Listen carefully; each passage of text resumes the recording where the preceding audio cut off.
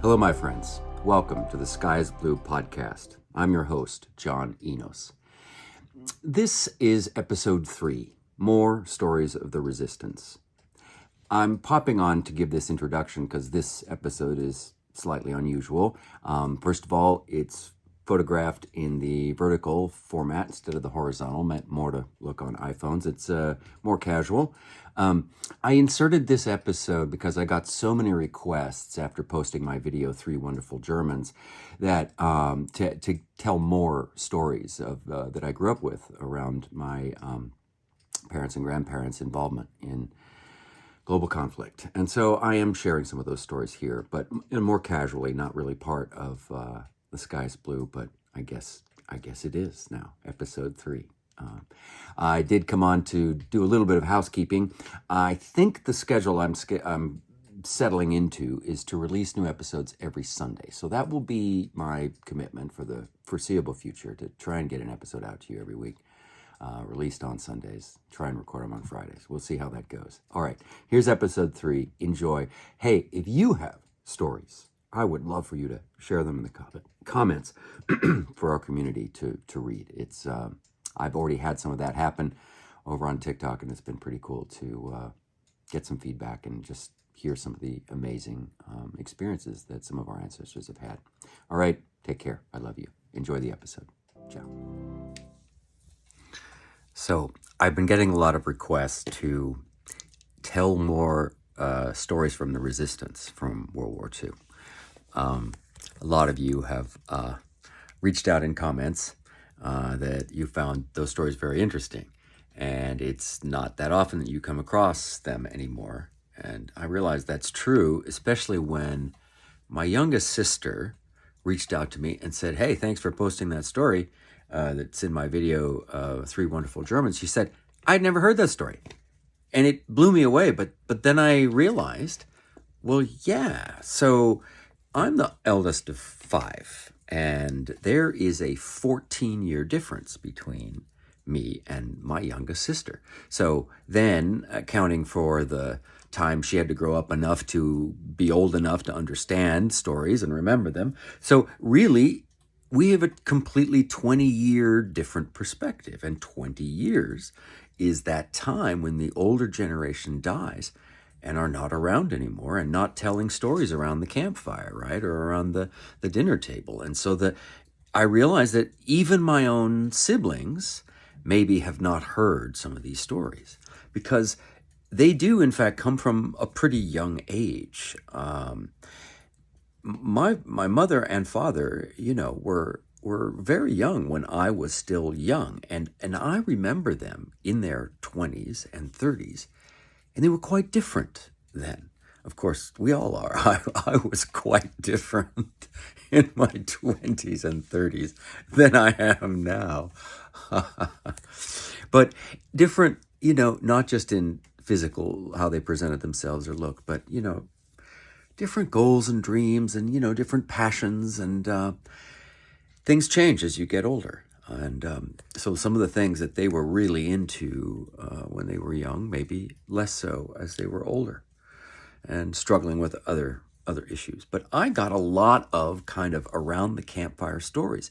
This was especially true because my grandmother, my mother's mother, Yvonne, was alive and well and was kind of gallivanting around the world. She lived in San Francisco and she would visit in France and then she would come visit us. And I remember it was such an exotic experience because she would come in with her exotic French perfumes and silks and way of being and open up these suitcases, full of amazing goodies from Europe that you just couldn't get back then unless you physically traveled over there. My grandmother, Yvonne, is the one in my story, 3 Wonderful Germans, who used her pregnancy with my mother to smuggle food across Gestapo lines. during the Nazi occupation of Marseille in 1942. Since she was part of the resistance and part of a smuggling group, she was often able to get out of the city, which of course at night had curfews. She was able to get out to the city and out into the country, into the farms, as part of this food smuggling operation, because rationing was very severe and malnutrition was an issue. And she was also nervous about her own nutrition for her baby, right? She had a pregnancy, and so she was going out into the countryside. Well, after my mother was born, she had access to countryside garden vegetables, and she would get carrots, and she would grate them very, very, very fine, and then take those fine gratings in a napkin, a cloth, a handkerchief, and squeeze the handkerchief tight to get tiny drops of carrot juice. She was literally squeezing hand by hand, juicing carrots, so that she could feed my mother the beta-carotene drops, the nutrient-rich carrot juice. And everyone would say to my grandmother, looking at my mom, they would say, how do you keep her little cheeks so rosy? How do you keep her lips so rosy under, malnutrition, under rationing? And it was because of the carrot juice and things like that.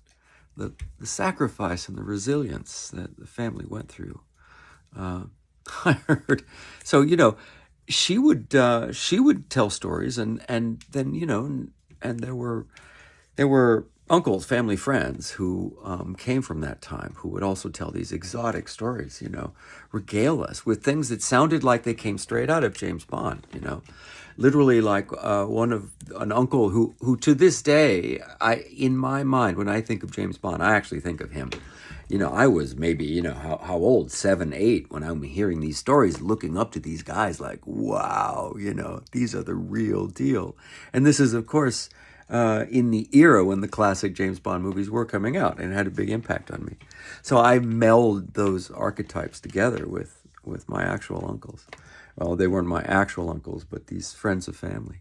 So one of them tells the story that he is literally running down the street from SS and turns a corner, sees a barbershop, and it's such a cliche. It's like a scene from a movie. He's like, I'll run into the barbershop.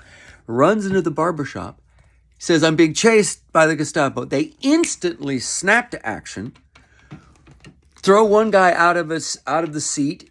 He jumps in. They throw a towel over him. They slapping lather all over him.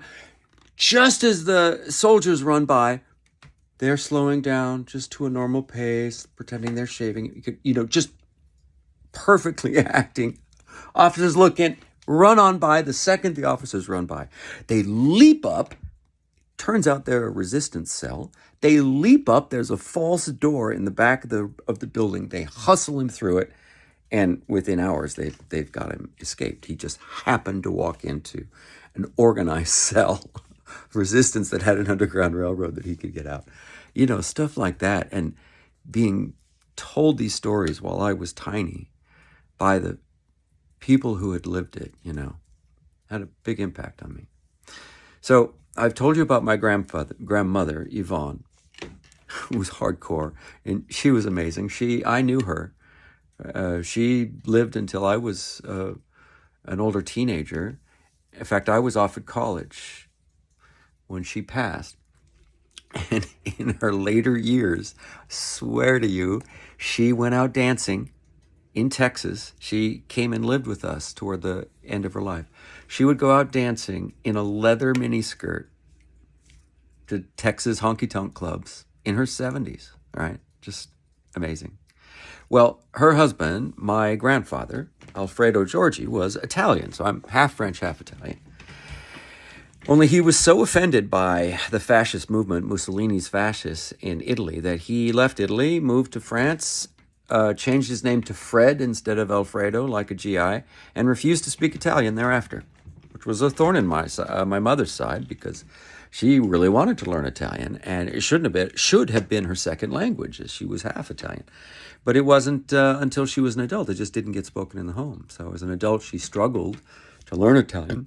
Did learn it to a conversational level, but never really in full fluency, because my grandfather didn't speak it around the house. She never heard it. So there was that passion against the fascist movement and the lack of freedom in my family. Another smuggling story comes to mind. There's several stories that have to do with the hilarity under stress. And these stories will give you an example of the kind of intense emotional stress that human beings can be under and some of the ways they cope. But so Marseille is a port city. It's right there on the Mediterranean Sea, and so it's a fishing village, and of course a famous smuggling port. In fact, the patron saint of Marseille is historically he was a pirate. He's been canonized, but he was a smuggler and a pirate. So it has that reputation, and of course all of that operation was very much active during the war because of the resistance.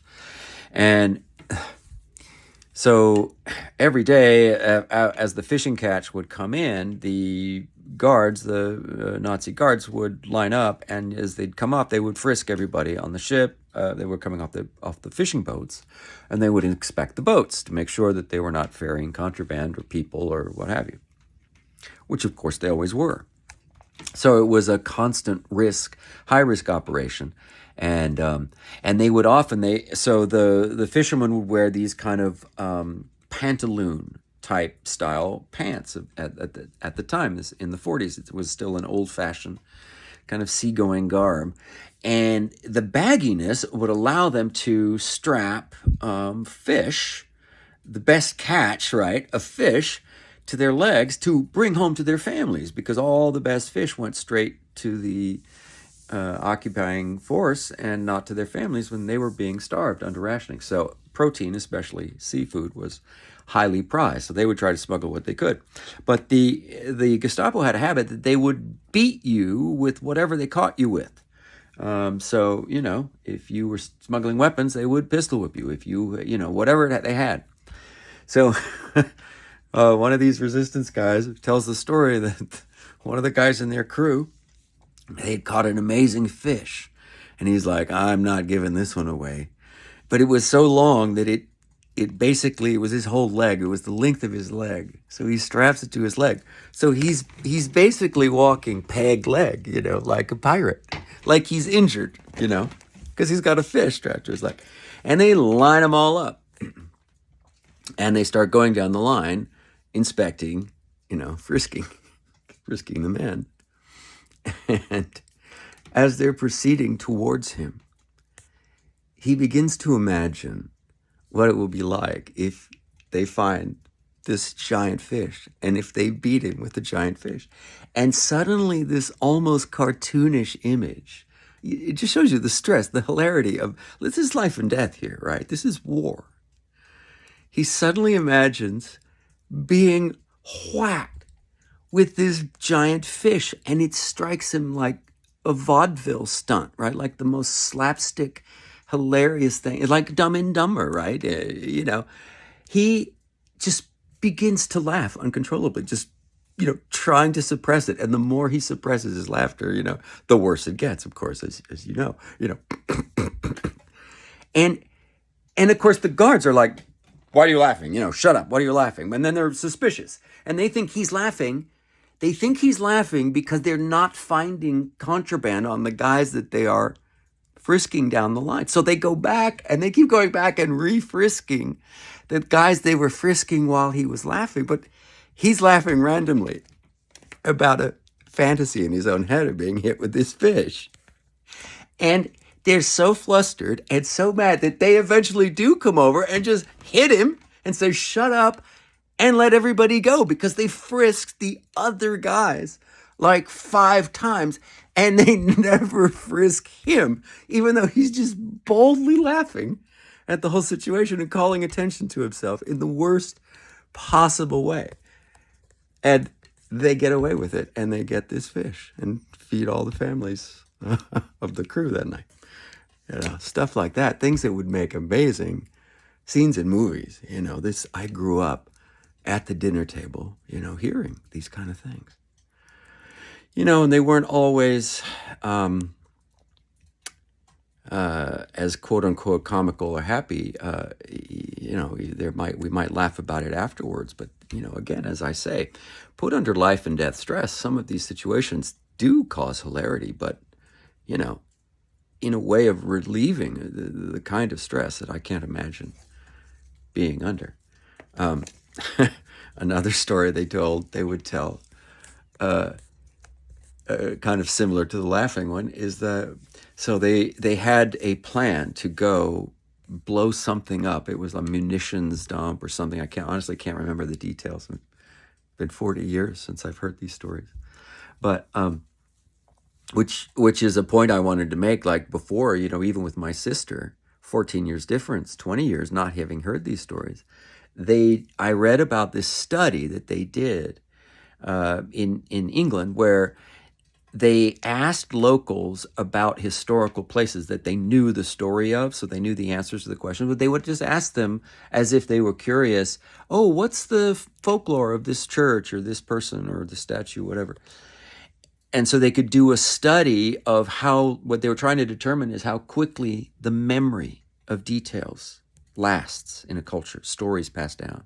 And of course, it's not very long. It's about 100 years. What they found is that in a century, nobody on the street really remembers anything about the history of the local area, right? Even when it's documented. So I think we can be pretty sure that a lot of these stories are just disappearing, from the earth. So anyway, which is why I'm recording this and responding to the request. So anyway, they have to sneak in at night past all these guards to lay explosives and sneak out and then blow it up. It's a full-on commando operation, but they're amateurs, they're bakers and taxi drivers trying to do this stuff, right? And so they get all the way in. They manage to sneak by everybody, this incredibly stressful 45-minute crawling in the dark. Had to wait for the new moon and everything, this huge plan. And they get there. They're finally there. And the guy with the pouch just starts laughing under his, like just went. They're like, what? In the dark, trying not to get caught. And he's like, I forgot the explosives. Like, I forgot. Like, they went all the way, risking their lives. And he didn't have the bombs. He didn't have the explosives. So they had to go all the way back, risking life and limb, and then wait for the next dark night available to do it again. Just madness, just crazy kind of things. This one's kind of grim. So my grandfather was a restaurateur. He had a tiny little bar called the Bar du Printemps, which is the bar of spring. It was maybe, 4 tabletops inside. So a little bar with bar stools, 6 to 8 bar stools, and maybe 4 to 6 tabletops inside. And then, of course, when the weather was nice, then they had outdoor tables, another half dozen tables. But that's it, 10 to 12 tables max. Tiny restaurant, mostly a bar. And he would do lunch and dinner specials, just depending on what was available, the catch of the day.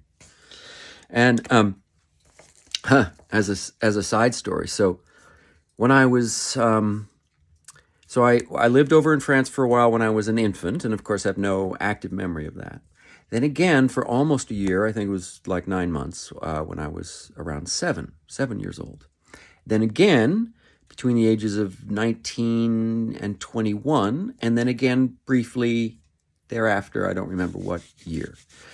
So, but that's about the limit of the extent of my time in France. A vast majority of my life spent here in America, but, surrounded by French grandmother who lived with us and French mother who grew up with telling us some of these stories. But when I was over there at 7 years old, I have really strong active memories of that time. hanging out with my grandfather, living with him at the bar. They had an apartment right over the bar, living there with them for those 9 months, and meeting. That was a trip when I met my great-grandmother, who was still alive at the time. She literally was the witch at the end of the lane. She lived in a little cottage in a town called Vonk in the Ardennes. And as I recall, it was like a truly little stone hut with a rose garden out front that she tended, and herbs drying in the kitchen, like classic witch at the end of the lane. Even my grandmother retained a lot of that. She did cartomancy, and she would turn the cards and do divination and things, and had all these dice games and stuff that we played growing up with her. Very exotic, and my mother would sort of frown on it, Anyway,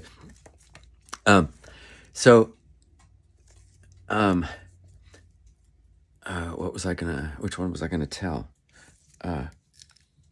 Yvonne. So, and I haven't really told you much about Pepe. So my grandfather, who we hung out with when I was 7, this guy, was still an adventurer. Not only fought in the resistance, not only fought against the fascists, rebellious youngster, but he drove motorcycles on the French Riviera and was a chef and, and all this stuff, and I just looked up to him tremendously. So years later, then when I was an adult, I guess maybe this is on maybe it was 19, 20 years old. Honestly, don't remember.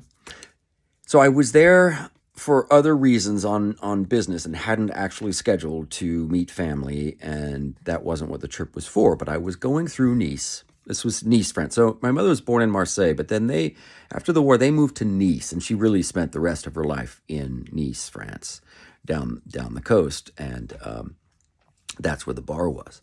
So I was there, and I was on a train trip and going, I think, the opposite direction from Monaco through Nice, and I was going on, I think, to Marseille. And the train broke down. And so we're pulling into the station in Nice, and they come on and they say, there's some problem. There's going to be a significant delay. There's going to be several hours. We got to do something. And we rescheduled your train for 4 or 5 hours hence, whatever it was. So suddenly I realized, I've got a layover, or whatever you call that, train over, in Nice, my mother's hometown, and where I lived when I was 7, and the place where my grandfather has his business. Now, my grandfather had passed. My grandfather died young, I believe tuberculosis, if I recall. I have a vivid memory of when I was, it was very soon after, maybe a year or within 2 years of the year we lived in France, that he actually died, just a couple years after that. And I have a vivid memory of my mother crying on the couch looking at the letter, because they, transatlantic phone calls weren't even a thing really back then. It was so difficult. She didn't even get the letter until 6 weeks after he'd been interred, and she just, wept. Wasn't able to travel to be at the funeral. And just basically you find out in a letter, your father has died, and by the way, and we buried him here, and it's all done and over with, really tough on her. But in that visit, I got to know him well. Flash forward, I'm not in France again till I'm 19 or 20, and I have 4 hours in Nice. So I walk off the train, I buy a sandwich, there's a vendor right there out front, and I say to myself, well, I got 4 hours, let's go find the Bar de Printemps. Let's just go find it. And I just dropped into a meditative state, just kind of got into the zone. I'm a walker. I do kind of shamanic walking. It's kind of been a lifelong habit. And I just started doing that. I just started walking, dropped into myself, and followed my intuition and just walked. Now, I had no active memories of where I was going, but obviously I had lived there when I was 7. My brain had images. It had memories of many months of skipping down these lanes, right? Somewhere locked in my mind, in my consciousness, was the memory of how to get from the train station to my grandfather's restaurant, the Bar de Printemps, which, as I was going to say, he had passed away, but his partner had inherited it and still ran it, which I knew, but I had not seen them since I was 7. So I dropped into this zone and I just start walking. And I walk and I walk and I walk and I walk and I turn up this boulevard and I start walking up away from the coast.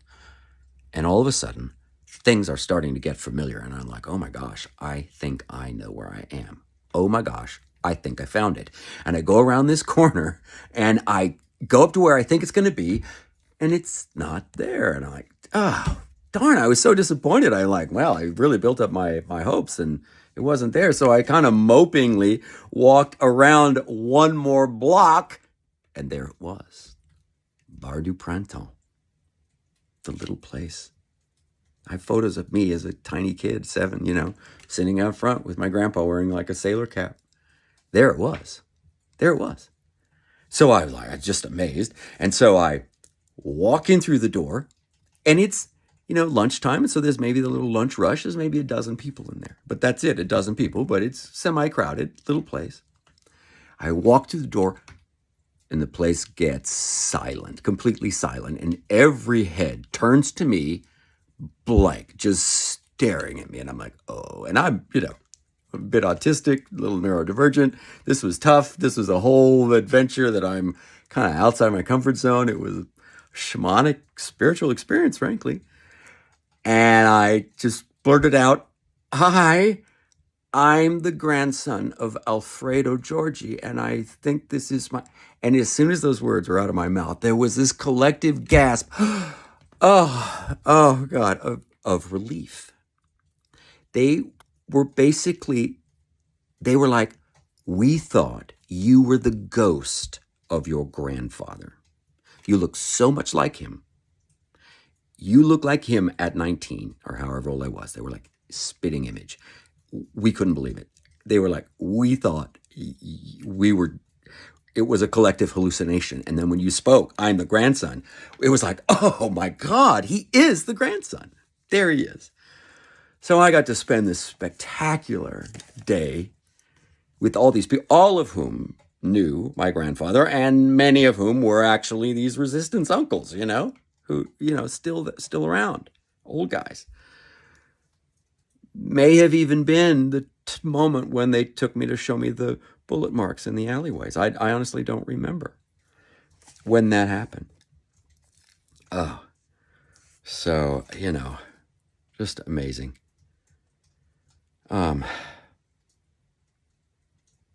Yeah. This one's hard. So not only did this uncle who took me to see the bullet holes in the alleyway, that wasn't the only place he took me. He took me to this bridge. It was like a tunnel. It was a long tunnel underneath a bridge, maybe a railway bridge or something, with a kind of one of those elegant 19th century rounded stone arch tunnels, really quite beautiful. Going through it wasn't even that long, but say 250 yards tunnel. And he brought me there and he said, this tunnel was often used as a shelter, as a bomb shelter when there were bombing raids. If you couldn't get anywhere into, a building's bomb shelter, you could just come here under the bridge. It wasn't that great, but, it gave you some protection. Unfortunately, one of these nights, one of these raids, a bomb happened to hit just outside one end of the tunnel. And it created an effect exactly like a rifle, like a bullet in a rifle. The gases and the pressure from the bomb at one end of the tunnel were directed through the tunnel. And, like 200 people were just killed instantly. Just like that. But the resistance knew. They knew two things. They knew that the bombing was working, right? Even though they were taking heavy civilian losses, the bombing was working. It was actually making a difference and assisting the resistance and making life really miserable for the occupation, and was actually helping, and they knew that. They also knew that the Allied had quotas. The Allied were very concerned about collateral damage and civilian damage in the bombing, and they knew that there was some. So they asked the resistance for reports every night after the bombing. They said, how many civilian losses? The resistance knew that the Allies had quotas, that if the civilian losses were above a certain amount, they would stop the bombing. So the resistance knowingly suppressed the numbers. They consciously lied about how many. So that tunnel incident, instead of saying 200 people, they said 2 people. And in this way, the bombing continued. So they were consciously taking heavy losses of human life, knowingly accepting that as a casualty to end the occupation. Right? And that's the kind of stories I grew up with. Right? My other grandfather, my dad's dad, he also fought in the war, but he fought in Japan. He didn't go to Europe. He went to the South Pacific. He was in the construction battalion. He basically was the second wave in. The Marines would secure a beach. The tSiBs would come in with their amphibious machines, and they would build as best as they could landing pads, landing airfields, basically. Then they'd land planes, and then they could supply the island, and then they would fortify the island. So he was construction battalion.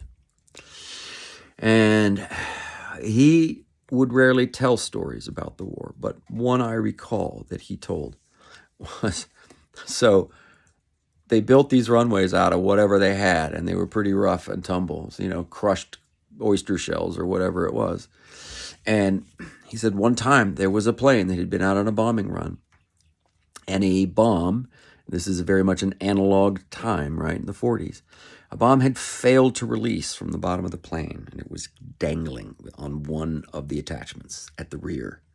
And the guy was coming in for a landing, and they had radioed him, and they said, dude, you've got a bomb on your ass, and it's dangling. And when you land, it's gonna explode. Like, you have to land as gently as possible.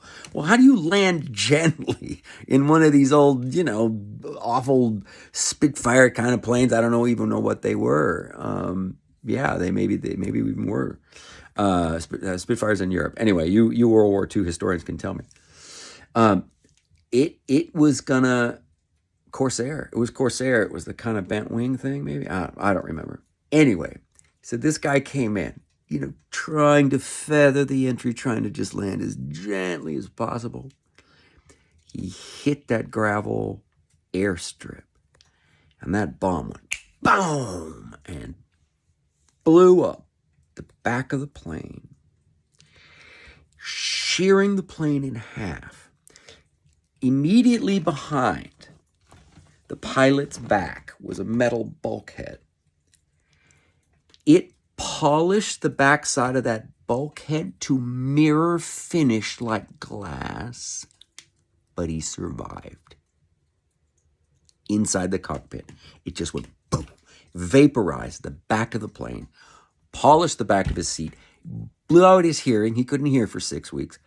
He walked away from that landing, and my grandfather witnessed it in a foxhole, watching it happen.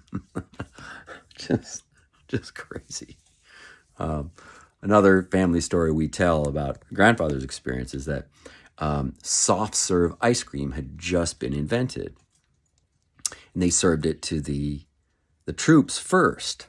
So he got soft serve ice cream, and he had written letters back to my dad, and my dad was just imagining soft serve ice cream for his letter. And when, after the war, so my grandfather was wounded. He didn't finish out the war. He was wounded, and he was honorably discharged and sent home.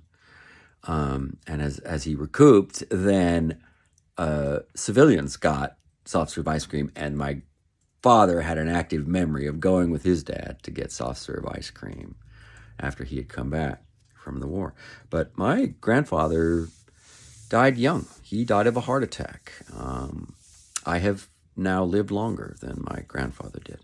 But he was also an adventurer. He had his pilot's license and owned his own single-engine, single-seater plane. And God, the men of my generation and the women of my generation, both my mother's and father's sides, man, these were incredible people. We We have lived easy, I think, for 40 years, and we've forgotten how hard and tough you kind of had to be and the kind of go-getters you had to be to survive in this world.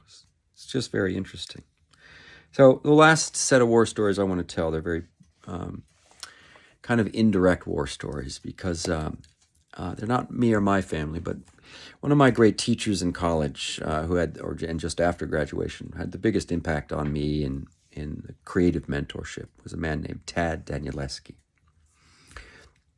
Now, Tad Danielewski was he had fought in the Polish resistance. Now, he was not Jewish. He was a Gentile. But he joined the resistance in Poland to help get Jews out of the country and whatever else they could do. The Polish resistance, I know the French resistance is famous, and there have been novels written about it, a lot of people know, but I don't know that many people understand. The Polish resistance was amazing. Like, these guys, they got involved very early, right? Because Poland just got kind of rolled over early in the war. So they developed a resistance quite soon, and it was quite active. So it was the Polish resistance. So I don't know if you know, the V2 bombs, which Wernher von Braun was designing and building at the Metalwerk factory in Germany. Von Braun, we brought him over after the war, and he headed NASA. He's the one who got us to the moon, the Saturn V rocket. That's all von Braun. But he was an SS officer, and he was firing rockets at England and targets in France, right? So it's very complicated history, which I'm okay with. You know, life is not black and white. He says, von Braun makes the argument that his V2 bomber or rocket campaign was taking up so much money from the Luftwaffe that it was actually shorting them on their plane construction. The Luftwaffe were quite deadly, but the V2 was actually more or less a failure, although it did kill people. So he was saying that basically he was weakening Hitler by doing his program. But, you know, the fact is there was slave labor in a concentration camp setting at Metalwerk that were building the V2 rockets, and he was in charge of that. And then he surrendered to the American allies, and we brought him over, and he went straight to NASA, and we forgave everything, and he became a devout Christian and said he's, repented of his sins, and who knows? But life is not simple. But at any rate, the V2 was a pretty scary invention, basically a early missile, a rocket, a finned rocket that became a bomb once it got to its target, long range. And quite a few of them got dropped on England. As I say, they weren't terribly accurate, and they didn't often go off. Well, early in their shots fired, one of them strayed and landed in Poland, and within minutes, the Polish resistance went out and got that V2 rocket, got it lifted, got it hidden in a barn. Nobody knew where it went. It disappeared. The Germans were had lost track of it. They completely disassembled, documented, photographed, and got to British intelligence complete schematics of the V2 very early in the war. We knew everything about that weapon because of the Poles, right? But anyway, so Tad Danielewski fought as a very young man in the Polish underground. Now, Tad went on, you guys don't know his name, but a lot of people whose names you do know Tad. He was influential as an acting coach and a dialogue coach and a director for a whole generation of actors, that most people have forgotten about, like Jack Lemmon and Walter Matthau. And, James Earl Jones, people know, the voice of Darth Vader. James Earl Jones, in fact, spoke at Tad's memorial because he had such an impact on his life. So Tad was an amazing, amazing teacher. But he got caught early in the war, and he spent the rest of the war in the Nazi concentration camp of Dachau, which I don't know if I'm pronouncing correctly, and it was one of the ones that was known to be pretty bad. It was one of the worst. So he witnessed the monstrosity of Dachau concentration camp, was his experience, and came out of the war emaciated and was weakened the rest of his life, and his family actually credits his relatively early death in the 70s to congenital weakness from the war, and they could be right. His son, by the way, is Mark Danielewski, who wrote The House of Leaves, which is an amazing novel that has a cult following online because it's quite unusual and fantastic piece of work. I haven't seen Mark in 25 years or more, but yeah, really interesting guy. Story of Mark. So one day Mark said, "Hey, I want to read On the Road." So that Jack Kerouac apparently wrote On the Road in a nonstop stream of consciousness, 50-hour typing marathon, where literally he taped pages together so that he had a long, endless stream of paper that would go through his typewriter. He would just type this novel Stream of Consciousness in like 24 hours on the road. So he said, we should read it that way, out loud, get a party together, get some wine, and everybody pass the book around, and we will read the book aloud over the course of 8 hours of a night and finish it at dawn. And that's exactly what we did at his house. It was pretty fucking amazing. Yeah, pretty amazing. So anyway, the Danielewskis. But Mark told this story once that as he was a teenager, he was playing around with explosives, right? You know, kid just raised in America, rowdy as any of us. And he wanted to show his dad some volcanic concoction he has made out in the woods at one point. He brings his dad out there and he triggers it off and boom, it explodes, you know. And he told me how serious his dad got, you know, that explosion had triggered war memories, and how he just kind of talked to him for a minute about violence and mechanical violence. And yeah, maybe it looks cool, but there are real world implications. One other time, he was directing us in a play, and there had been a fight among the cast, a really knockdown, drag-out fight. People had stormed out, and everyone was crying. It was pretty bad. And Tad came down and sat down at the front of the stage and had us all come in and just sit down. And he started telling us stories of World War II, of Dachau prison camp, of seeing people die, of seeing people sacrifice themselves so that others wouldn't die, of giving food to someone else who was weaker than them, and on and on and on and on, right? And he basically, you know, this was the 80s, so we didn't have language like first world problem or anything like that, but basically what he was saying is, you guys, you think your lives are so serious and so dramatic, and worth so much energy and rage at each other over whatever it is, jealousy over a girl or what have you. He said, when you've seen the life and death scenarios that some of us still remember, it puts everything in a different context. Peace is our objective. It must be. It's the only thing that is worthwhile. And so much of what we get angry about and divisive about and challenge each other about and scream and yell about, especially online in this anonymous setting, and get so angry with each other. The civil war that's going on now, this ideological divide. He's like, when you have experienced war, none of those things seem very big or important anymore. And I had a similar experience when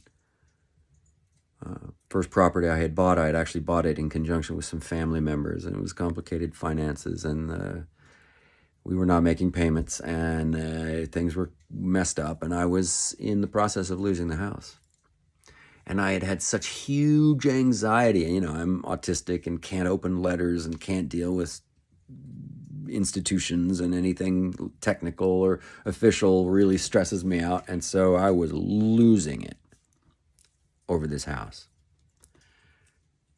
And this was in the months just leading up to my son's birth and his illness and his brain injury and his permanent disability. And by the time, however, months went by, when I got back to getting on the phone, talking to our creditors about the house, I was completely dispassionate about the house. It was just a house. And I remember feeling no stress at all, unlike my neurodivergent self. No stress. Picked up the phone. Hey, what are we going to do about this? I was chill. The guy was chill. We refinanced. He figured it out. And it all worked out. But a situation that normally with my particular brand of neurodivergence and trigger things, I literally wasn't handling it. But after my son, I handled it. Because my fried nervous system had learned, oh, that's what real anxiety feels like. So you don't need to do pretend anxiety because you know what it's really, right? It was a big lesson. But anyway, I'm going to wrap up now. I've been rapping for a while, 45 minutes, so we'll close this. I'd like to leave you with this concept. It's from Gordon White, another podcaster, the Rune Soup podcast that I love and been listening to for over a decade. He just calls it pray peace. Just pray peace. It doesn't have to make sense, or we don't have to know how to get there. But if we intend and think and pray peace, remember war, remember its horrors, to never go back to them, to not accept what is going on right now in the world. War is not an option. What is it good for? Absolutely nothing, right? And pray peace into the world. Just intend it and pray it and think it and imagine it and try and live in a state of it as often as possible. I leave you with this hope in your personal life and in the world and your family's lives, your generational miasmas, the ghosts, all the things that we need to repair and correct. May you begin to feel healing in those regards. Let's pray peace together. I hope. I love you. Be well. Ciao, my friends.